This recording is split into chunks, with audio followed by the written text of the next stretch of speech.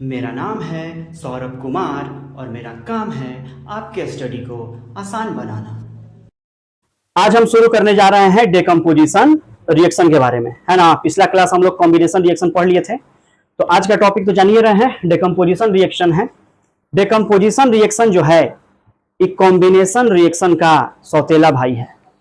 सौतेला भाई कहने का मतलब है कि डेकम्पोजिशन रिएक्शन जस्ट ऑपोजिट है कॉम्बिनेशन रिएक्शन के। कॉम्बिनेशन रिएक्शन में दो या दो से अधिक सब्सटेंस मिल करके एगो नया सब्सटेंस बन रहा था, लेकिन इसमें कोई एक कंपाउंड टूट करके दो या दो से अधिक सब्सटेंस का फॉर्मेशन करते हैं। तो कोई भी कंपाउंड जो कि टूट जाता है टू और मोर सब्सटेंस में, this reaction is known as decomposition reaction. कोई एगो कंपाउंड है, ठीक, वो टूट गया दो या दो से अधिक सब्सटेंस में, तो उस रिएक्शन को क्या बोलिएगा? डेकम्पोजिशन रिएक्शन। डेकम्पोज का मतलब होता है टूट जाना, तोड़ दिया। तो किसी चीज को तोड़ने के लिए, डिकम्पोज करने के लिए एनर्जी की जरूरत पड़ेगी कि नहीं पड़ेगी? तो वो एनर्जी कहां से मिलेगा इस रिएक्शन में? तो इस रिएक्शन को होने के लिए या तो आपको हीट एनर्जी, लाइट एनर्जी या फिर इलेक्ट्रिकल एनर्जी की जरूरत पड़ेगी। मतलब कि या तो हीट का जरूरत पड़ेगा इस रिएक्शन को होने के लिए, या लाइट का, या फिर इलेक्ट्रिसिटी का। अगर आप हीट दीजिएगा या लाइट दीजिएगा या इलेक्ट्रिसिटी दीजिएगा, तभी जाके आपका कंपाउंड ब्रेक डाउन होगा टू और मोर सब्सटेंस में, ठीक है। तो जब आप हीट देते हैं, लाइट देते हैं, इलेक्ट्रिसिटी देते हैं, तो इससे एनर्जी प्रोवाइड होता है, एनर्जी मिलता है, और इसी एनर्जी से कंपाउंड क्या हो जाता है? टूट जाता है, ठीक है। कैसे? तो देखिए, इसका एक एग्जांपल हम लिए हैं। कैल्शियम कार्बोनेट का नाम सुने हो, जिसको हम लोग लाइम स्टोन भी कहते हैं या मार्बल भी कहते हैं। तो इस कैल्शियम कार्बोनेट का नाम है बाबू लाइम स्टोन। जब हम हीट देते हैं तो ये कैल्शियम कार्बोनेट जो है कैल्शियम ऑक्साइड और कार्बन डाइऑक्साइड गैस में टूट जाता है। तो ये कैल्शियम ऑक्साइड क्या है? सॉलिड है, और कार्बन डाइऑक्साइड क्या है? गैस है। समझ गए बात? तो जब एक सब्सटेंस दो सब्सटेंस में टूट रहे हैं, तो कौन सा रिएक्शन का एग्जांपल है ये? डेकम्पोजिशन रिएक्शन का। याद रहेगा ना, जब कभी भी देखिएगा ये वो सब्सटेंस है और ये टूट जा रहा है दो या दो से अधिक सब्सटेंस में, एकदम दिमाग में अब तो रटा गया होगा तुम लोग को यार। और जानते हैं इस रिएक्शन का यूज किया जाता है, जानते हैं, कैल्शियम ऑक्साइड को प्राप्त करने के लिए। और इस कैल्शियम ऑक्साइड का जानते हैं यूज कहां होता है? इंडस्ट्री में यूज होता है, और इसी से सीमेंट और ग्लास बनाया जाता है। मतलब सीमेंट इंडस्ट्री में, ग्लास इंडस्ट्री में इस कैल्शियम ऑक्साइड का यूज किया जाता है, और इस कैल्शियम ऑक्साइड को ऑब्टेन करने के लिए यही वाला रिएक्शन को किया जाता है बड़े बड़े इंडस्ट्रीज में। यहां तक क्लियर है बात? एक एग्जांपल और देखिए, है ना। यहां पे पोटेशियम क्लोरेट है, सोची है। अब इसको कोई चॉकलेट मत बोल दीजिए, क्या? पोटेशियम क्लोरेट है। इस पोटेशियम क्लोरेट को हम हीट कर रहे हैं, और उसमें भी एक हम कैटलिस्ट का मदद ले रहे हैं, जिसका नाम है मैग्नीज डाइऑक्साइड। कैटलिस्ट का काम होता है किसी भी रिएक्शन को तेज कर देना। तो यहां पे मैग्नीज डाइऑक्साइड जो है एक तरह का कैटलिस्ट है, याद रहेगा। तो पोटेशियम क्लोरेट को जब हम मैग्नीज डाइऑक्साइड के प्रेजेंस में हीट करते हैं, तो पोटेशियम क्लोराइड बनता है और ऑक्सीजन गैस बनता है। क्लियर है बात? ये पोटेशियम क्लोरेट का डेकम्पोजिशन जो होता है वो हीट और कैटलिस्ट के प्रेजेंस में होता है। और कैटलिस्ट का नाम देख लिया यहां पे, याद रखिएगा। इस वाले रिएक्शन का यूज लेबोरेटरी में किया जाता है, जानते हैं किसके प्रिपरेशन के लिए, किसको बनाने के लिए? ऑक्सीजन गैस को। तो ऑक्सीजन गैस को बनाने के लिए लेबोरेटरी में यही वाला रिएक्शन का यूज किया जाता है, ठीक है। दो एग्जांपल समझ गए ना। अब हम आते हैं आगे। देखिए, अब इस रिएक्शन को समझिए, ये भी एक तरह का डेकम्पोजिशन रिएक्शन ही है। हो क्या रहा है कि आपके पास यहाँ फेरस सल्फेट है, ठीक है, और फेरस सल्फेट ग्रीन कलर का होता है, ठीक है। जब हम इसको हीट कर रहे हैं तो ये फेरिक ऑक्साइड सल्फर डाइऑक्साइड और सल्फर ट्राइऑक्साइड में क्या हो जा रहा है? ब्रेक हो जा रहा है, टूट जा रहा है, ठीक है। फिर से समझिए, फेरस सल्फेट को हम हीट कर रहे हैं तो ये डिकम्पोज हो रहा है, फेरिक ऑक्साइड में और बन रहा है सल्फर डाइऑक्साइड गैस और सल्फर ट्राइऑक्साइड गैस, ये दोनों गैसियस स्टेट में है। ठीक, तो आपको हम एक बात और बता दें कि जब कभी हम हीट का यूज करके डिकम्पोजिशन रिएक्शन कर रहे हैं, इस तरह के रिएक्शन को हम थर्मल डिकम्पोजिशन कहते हैं। अभी से पहले हम दो एग्जांपल और लिए थे, वो दोनों एग्जांपल भी किसके एग्जांपल थे? थर्मल डिकम्पोजिशन के थे। क्यों? थर्मल का मतलब होता है हीट। जब आप हीट देकर के रिएक्शन करवा रहे हैं और वो डिकम्पोज हो रहा है, मतलब टूट रहा है, तो आप उसको डिकम्पोजिशन रिएक्शन भी कहेंगे, या और अगर अच्छे से कहना चाहें तो आप उसको थर्मल डिकम्पोजिशन रिएक्शन कहते हैं। तो दिक्कत है। अब ध्यान दीजिए, हम आपको क्या बताना चाह रहे हैं। ये वाला रिएक्शन तो आपको याद हो गया होगा, FeSO4 plus Fe2O3 plus SO2 plus SO3। बहुत आसान है, 2 बार 3 बार पढ़िएगा तो एकदम आराम से हो जाना है। अब देखिए ध्यान से हम क्या कहना चाह रहे हैं। एक्चुअली में जानते हैं फेरस सल्फेट का फॉर्मूला होता है FeSO4 इंटू 7H2, मतलब फेरस सल्फेट हेप्टाहाइड्रेट। हेप्टा मतलब 7 मॉलिक्यूल पानी है, इसी को हम बोलते हैं हेप्टाहाइड्रेट। एक्चुअल में फॉर्मूला ये वाला है, ठीक है, लेकिन रिएक्शन को ज्यादा कॉम्प्लिकेटेड नहीं करना है, इसीलिए H2O नहीं दिया है। क्लियर है बात? देखिए हम कहना क्या चाह रहे हैं, एक्चुअली में ये वाला होता है ग्रीन कलर का, ठीक है। फेरस सल्फेट और 7 मॉलिक्यूल ऑफ H2O एक्चुअली में किस कलर का होता है? ग्रीन कलर का होता है, ठीक है। तो रिएक्शन कैसे परफॉर्म किया जाता है पहले समझिए। जब रिएक्शन किया जाता है ना बाबू, तो सबसे पहले इस 7 मॉलिक्यूल वाटर जो है ना, ये पहले उड़ जाता है, और जैसे ही 7 मॉलिक्यूल वाटर वो उड़ेगा ना, तो सिर्फ FeSO4 बचेगा, सिर्फ FeSO4 बचेगा। ये हो जाता है, आप जानते हैं किस कलर का? व्हाइट कलर का, ठीक है। और हीट करते रहिएगा ना, तब जाकर के ये वाला फिर से टूट जाएगा फेरिक ऑक्साइड में, समझ गए? फेरिक ऑक्साइड में, और फेरिक ऑक्साइड जानते हैं कैसा कलर का हो जाता है? ब्राउन कलर का होता है, समझ गए? तो इस रिएक्शन को कैसे परफॉर्म करना है, तो आपको देखिए यहां पे आपको दिखेगा इमेज में, आपको 2 ग्राम फेरस सल्फेट ले लेना है एक तो बॉइलिंग ट्यूब में। अब बॉइलिंग ट्यूब को ऐसे चिमटा से पकड़ लेना है, अब फिर उसको आग के पास रखना है। तो धीरे धीरे जब ये फेरस सल्फेट क्या होगा?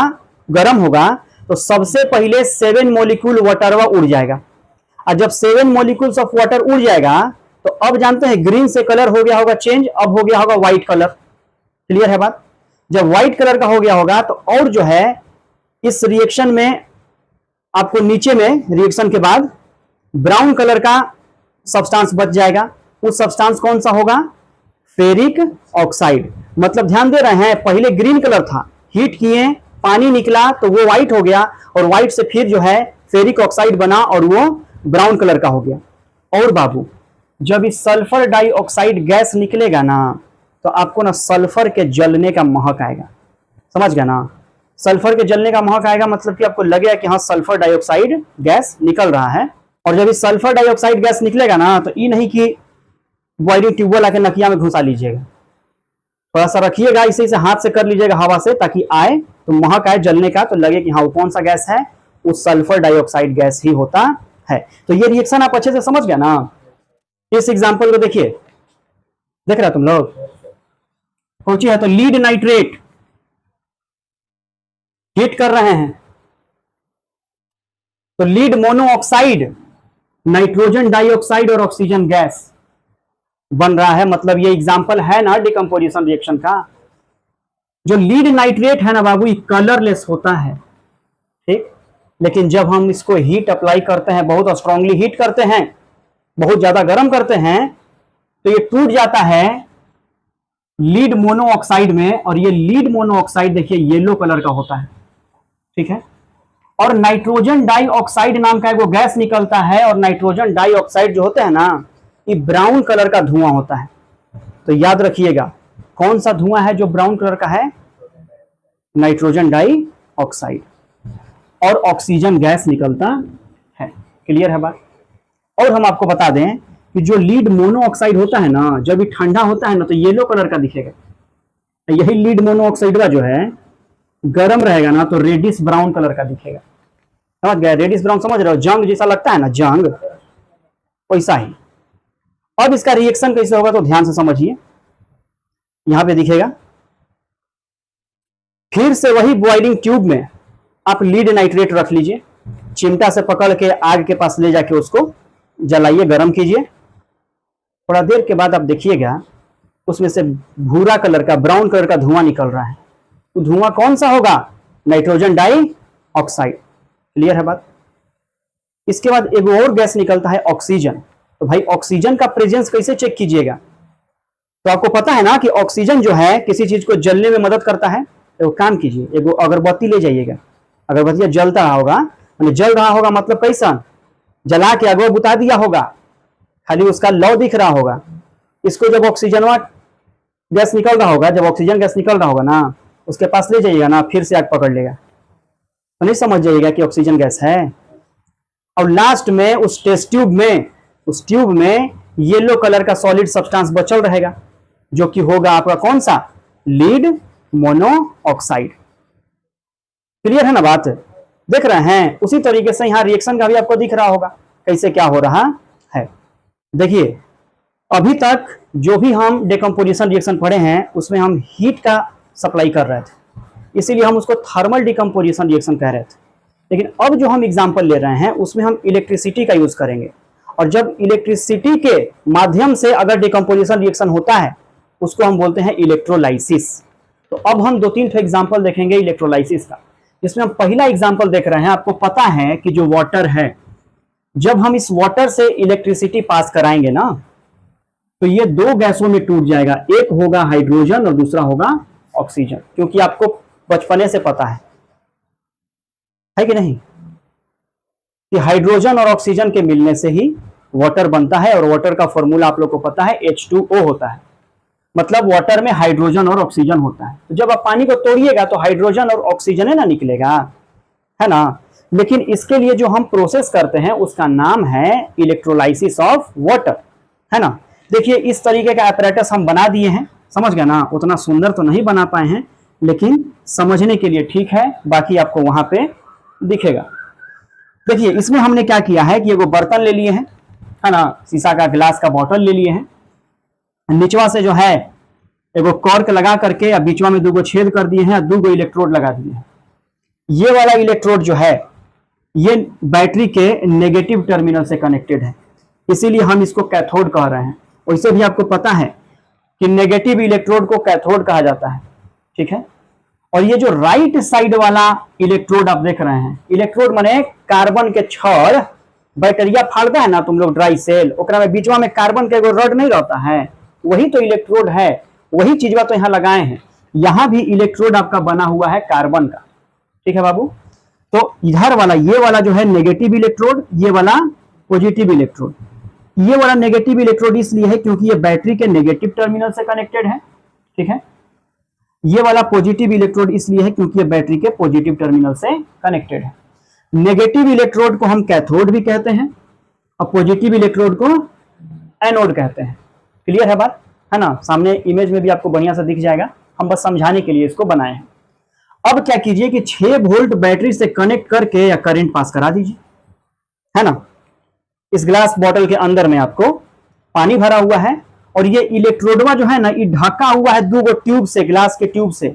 ये वाला जो देख रहे हैं ये मंदिर नहीं है, ये वाला ग्लास का ट्यूब है, दोनों, ठीक है, ढक दिए हैं। काहे के लिए ढके हैं तो अभी बताएंगे। अब क्या कीजिए, करंट को पास कराइए, ठीक है। करंट को पास कराइएगा, कुछ देर तक ऐसे ही छोड़ दीजिए। क्लियर है बात। रिएक्शन से पहले हम एक बात और आपको बताना चाह रहे हैं। ये जो वाटर हम लिए हैं ना, ये एसिडिफाइड वाटर लिए हैं। एसिडिफाइड वाटर का मतलब क्या हो गया कि जो पानी है ना, इसमें थोड़ा सा मात्रा में हमने डाइल्यूट सल्फ्यूरिक एसिड मिला दिया है। क्यों मिला दिया पता है? ताकि हाइड्रोजन आयन के कंसंट्रेशन को थोड़ा सा बढ़ा सकें और इलेक्ट्रिसिटी जो है ना बहुत अच्छे से कंडक्ट हो। क्लियर है बात। जब पानी में ज्यादा आयन आ जाएगा तो इससे इलेक्ट्रिसिटी क्या होगा, ज्यादा बढ़िया से कंडक्ट होगा। क्योंकि आपको पता है प्योर वाटर में इलेक्ट्रिसिटी का फ्लो नहीं होता है, उसमें थोड़ा सा नमक मिला दीजिए, देखिएगा कि सोडियम और क्लोरीन आयन में टूट जाता है तो करंट पास होने लगता है। इसीलिए इस पानी में हमने थोड़ा सा डाइल्यूट सल्फ्यूरिक एसिड मिलाया है, ताकि इलेक्ट्रिसिटी का जो कंडक्शन हो वो अच्छे से हो, ठीक है। अब आते हैं रिएक्शन पे। तो जब बैटरी से कनेक्ट करके कुछ देर तक करंट पास कराते रहिएगा तो देखिएगा, जानते हैं क्या, इससे ना इलेक्ट्रोड से ना बबल्स टाइप का निकलना शुरू हो जाएगा। कैसा? बबल्स। क्लियर है बात?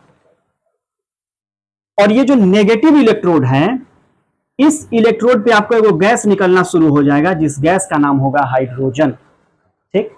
और इस पॉजिटिव इलेक्ट्रोड से भी एगो गैस निकलना शुरू हो जाएगा जिस गैस का नाम होगा ऑक्सीजन, है ना। कौन सा हाइड्रोजन होगा, कौन सा ऑक्सीजन होगा, इसका चेकिंग हम करेंगे रिएक्शन के बाद में। लेकिन आपके मन में एगो डाउट आ रहा होगा कि ये बताइए तो नेगेटिव इलेक्ट्रोडवा पे हाइड्रोजनवा कहाँ आ रहा होगा, क्योंकि आपको पता है कोई भी कंपाउंड बनता है, हम जानते हैं तुम लोग का मन का भावना बाबू, समझ गए? मन का भावना हम समझ जाते हैं कि तुम लोग का क्या डाउट आ सकता है ना। तुम लोग के मन में आ रहा है कि हाइड्रोजन नेगेटिव वाला पे का है और ऑक्सीजन पॉजिटिव वाला पे का है, आ रहा था ना डाउट।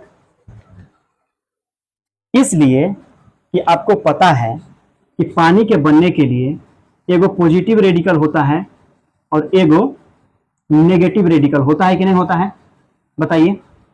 होता है ना। तो इसमें हाइड्रोजन, पानी में वाटर कंपाउंड में जो हाइड्रोजन है वो पॉजिटिव रेडिकल है, तो पॉजिटिव वाला हमेशा नेगेटिव वाला के तरफ ना अट्रैक्ट होगा जी, कि नहीं? तो यार हाइड्रोजन जो है नेगेटिव इलेक्ट्रोड पे ना आएगा, और ऑक्सीजन जो है वो नेगेटिव रेडिकल है तो पॉजिटिव वाला रेडिकल पे ना अट्रैक्ट होगा। अब क्लियर हो गया ना डाउट कि क्यों जो है हाइड्रोजन नेगेटिव इलेक्ट्रोड पे आएगा और ऑक्सीजन पॉजिटिव इलेक्ट्रोड पे आएगा। क्लियर है बात? अच्छा जी, अब समझिए कि ये जो गैस के बबल्स बनेंगे, क्या दोनों ही इलेक्ट्रोड में सेम अमाउंट में गैस बनेगा? नहीं, इन दोनों इलेक्ट्रोड में गैसों की जो अमाउंट होगा ना, गैस का अमाउंट, वो अलग अलग होगा। इस जो नेगेटिव इलेक्ट्रोड से लगा हुआ टेस्ट ट्यूब है, इसमें जो गैस का फॉर्मेशन होगा ना, ये दुगना होगा इस वाले इलेक्ट्रोड से। मतलब कि हाइड्रोजन गैस जो है उसका जो बबल्स बनेगा, वो जो गैस बनेगा वो डबल मात्रा में बनेगा। काहे बनेगा डबल मात्रा में? तो आप ही बताइए ना बाबू। पानी में कै गो हाइड्रोजन है? 2 गो। ऑक्सीजन कै गो है? इसीलिए जो हाइड्रोजन गैस बनेगा उसका भी क्वांटिटी डबल होगा इन कंपैरिजन ऑक्सीजन वाले के। क्लियर है बात? तो थोड़ा देर के बाद जब गैस उस निकलने लगा ना, लाइन काट के और दोनों टेस्ट ट्यूब के उठा लीजिए।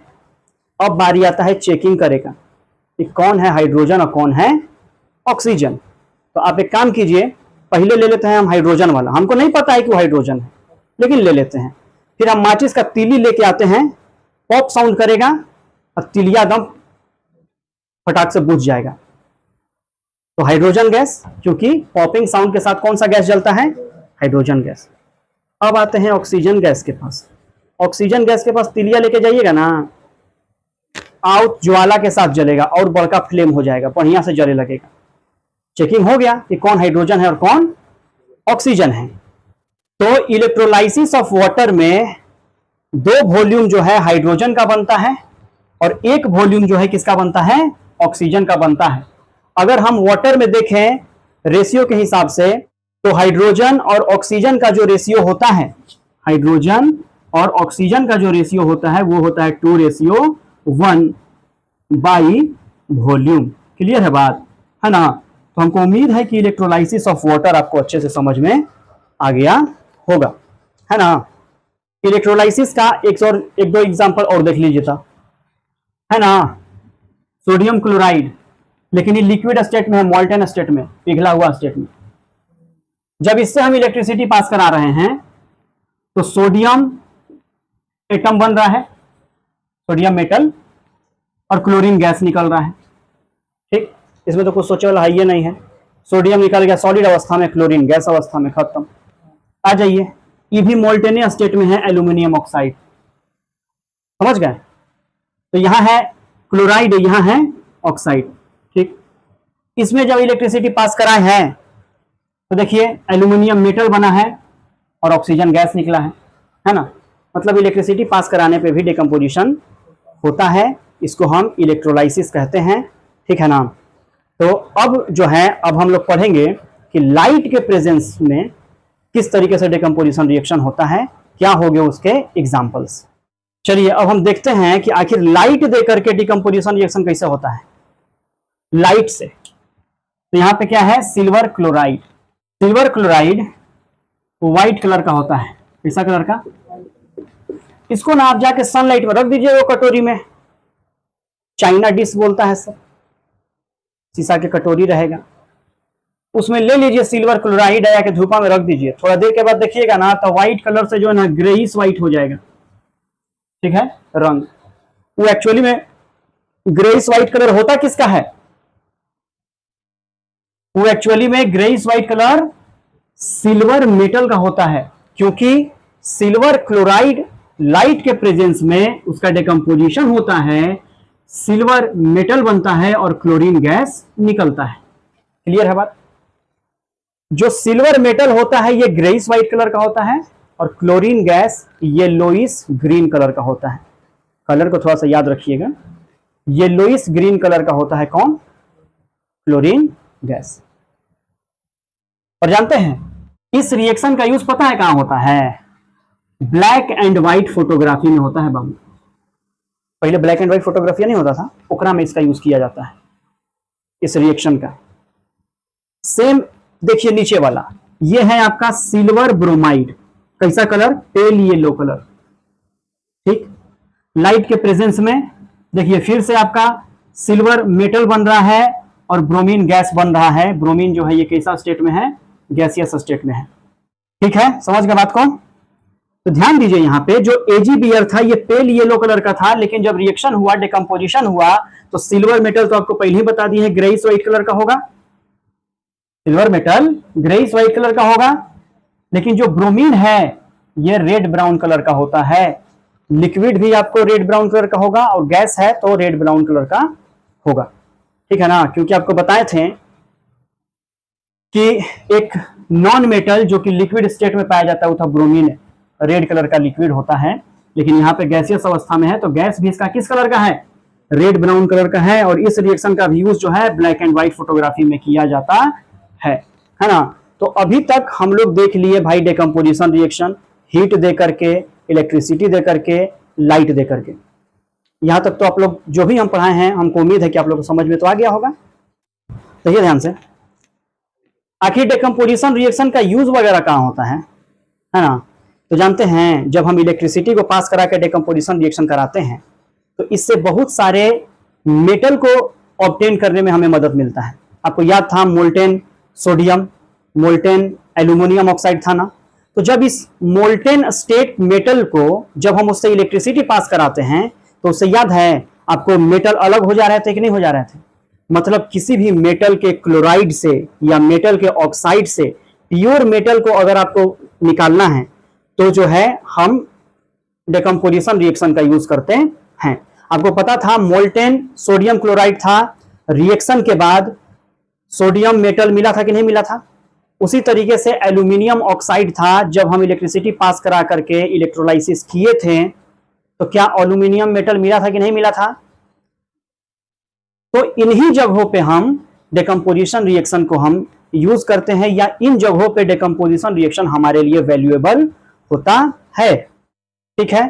तो ये सब चीजें तो हो गई लेबोरेटरी की, लेकिन आपको बता दें कि हमारे शरीर के अंदर जो डाइजेशन होता है ना, वो भी एक तरह का डिकम्पोजिशन रिएक्शन ही होता है।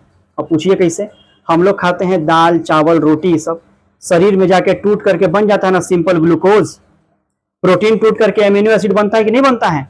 फैट टूट करके फैटी एसिड और ग्लिसरॉल बनता था कि नहीं बनता था। तो डाइजेशन भी एक तरह का डिकम्पोजिशन रिएक्शन होता है, ठीक है। तो आज का जो डिकम्पोजिशन रिएक्शन का क्लास था, हमको उम्मीद है कि आप लोग को अच्छे से समझ में आ गया होगा, ठीक है। फिर मिलेंगे अगले क्लास में।